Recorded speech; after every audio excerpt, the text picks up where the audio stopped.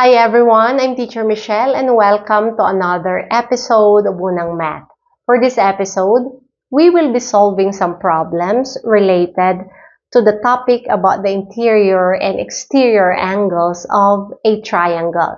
These problems will test your understanding regarding the concepts learned about the property of the interior and exterior angles of a triangle. Okay, let's start with the first problem. In triangle ABC, or this triangle, if angle BAD is equal to angle CAD. Okay, angle BAD is this angle. Okay, this is equal to angle CAD. CAD, so this angle. We will find the measure of angle X. So where's angle X? This angle. If you're going to take a look at this figure, if we will extend this side of this triangle, then this angle is our exterior angle. To find the measure of the exterior angle, we need to get the sum of the two non-adjacent angles, this angle and this angle. But since this angle is not given, then we cannot apply that concept. Okay, another way is, if this angle is given, okay, we just need to add this angle to this angle, then the sum, subtract from 180 degrees, because we said that the sum of the interior angles of a triangle is 180 degrees. But since this is missing, or we don't know this angle, then we cannot also apply that way.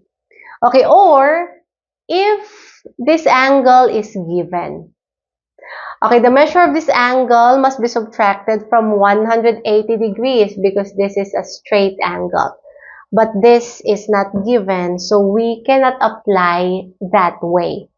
So by looking at this figure, the only way for us to get the measure of this angle is first get or find the measure of the interior angles of this triangle.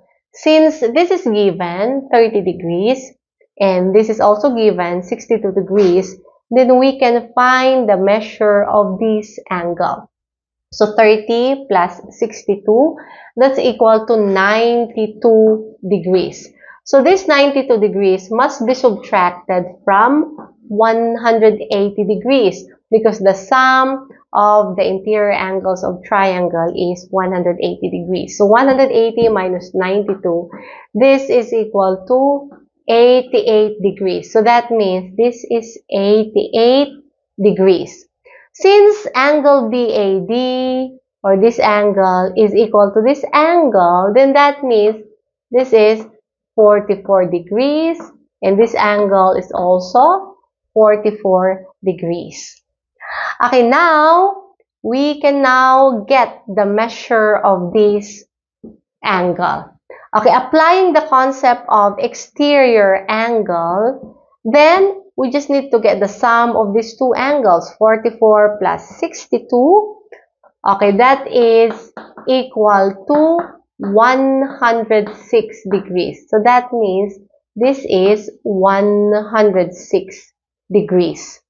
Okay, or another way, since we already know the measure of this angle, 44 degrees, and this is 30 degrees, so 30 plus 44, that's equal to 74. So, from 100, we will subtract 74 degrees from 180 degrees because we will apply the property of interior angles. So, 180 degrees, okay, minus 74 degrees, then this is equal to 106 degrees. So, angle X is 106 degrees. Okay, or there's another way. First, find the measure of this angle. Since this is 44 degrees and this is 62 degrees, 44 plus 62, then that's equal to 106 degrees. So 180 degrees, okay, minus 106 degrees, okay, this is equal to, okay, since this is equal to 74 degrees. So this is 74 degrees. Okay, this is a straight angle. 180 minus 74 degrees, then that's equal to 106 degrees. So as you can see, there are many ways on how to find the measure of this angle X. Okay, moving on to our second problem. In triangle ABC, when the ratio of angle A to angle B to angle C is equal to 3:2:1, find the measure of angle A.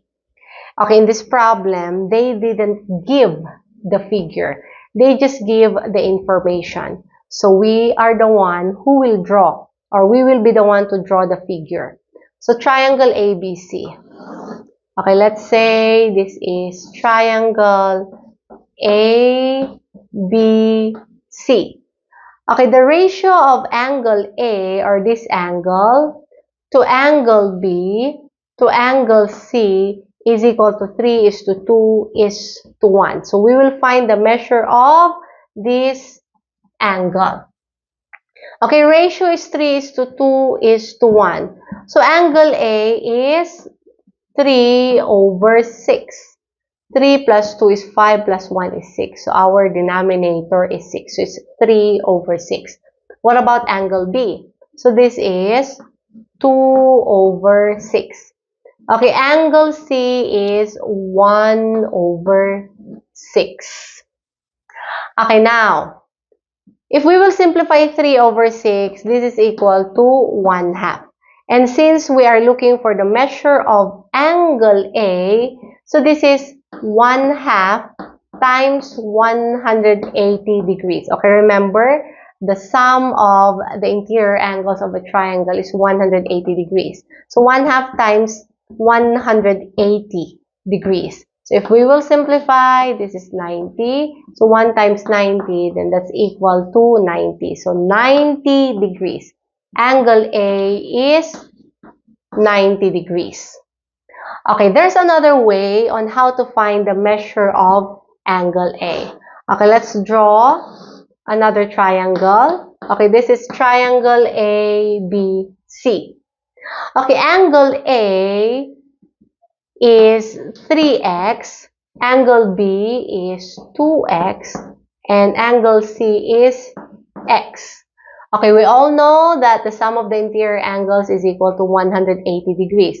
So this is 3x plus 2x plus x equals 180 degrees.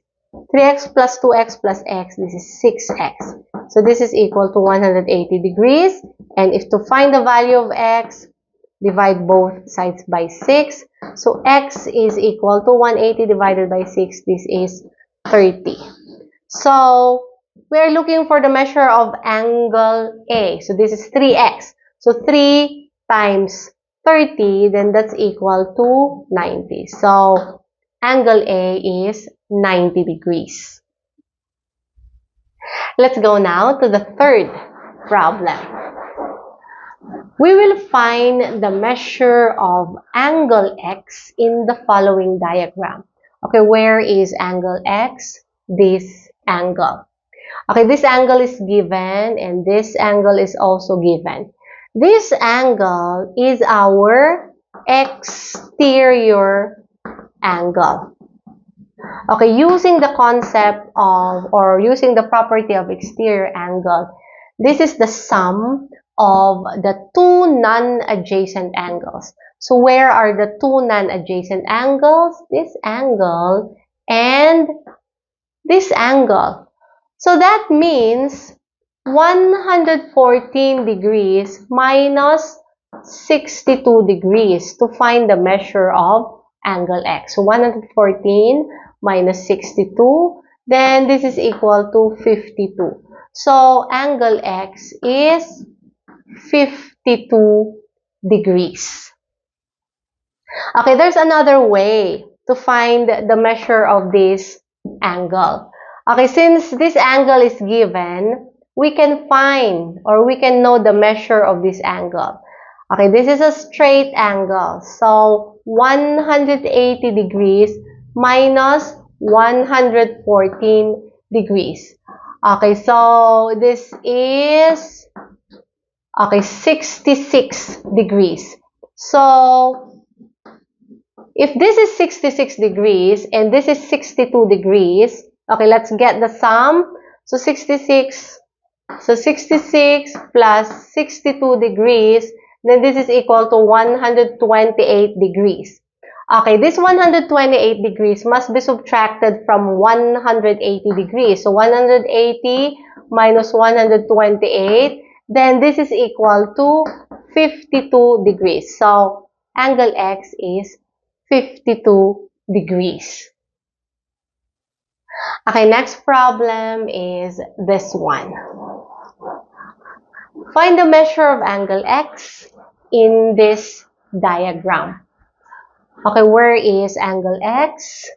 This angle. Okay, this angle is 2x minus 15 degrees. And this is 69 degrees. Okay, this angle is our exterior angle. Okay, exterior angle is the sum of the two non-adjacent angles. So these are the two non-adjacent angles. So to find this angle, so that means 2x minus 15 plus x is equal to 69 degrees. So 2x plus x, so this is 3x, is equal to 69. Move this negative 15 on the other side, so plus 15. So 3x is equal to 69 plus 15, then this is equal to 84. Okay, divide both sides by 3, then x is equal to 84 divided by 3, then this is equal to 28. So this angle is equal to 28. Okay, this time, let's answer this last problem. So we will find the measure of angle X in this diagram. Okay, take a look at this diagram or figure. Angle X is this angle. So we are going to find the measure of this angle. Okay, this angle is given 45 degrees. This is also given 35 degrees. This is given 55 degrees. Okay, there are two triangles in this figure. So our task is to find the measure of this angle. Okay, first, our strategy is find the measure of this angle.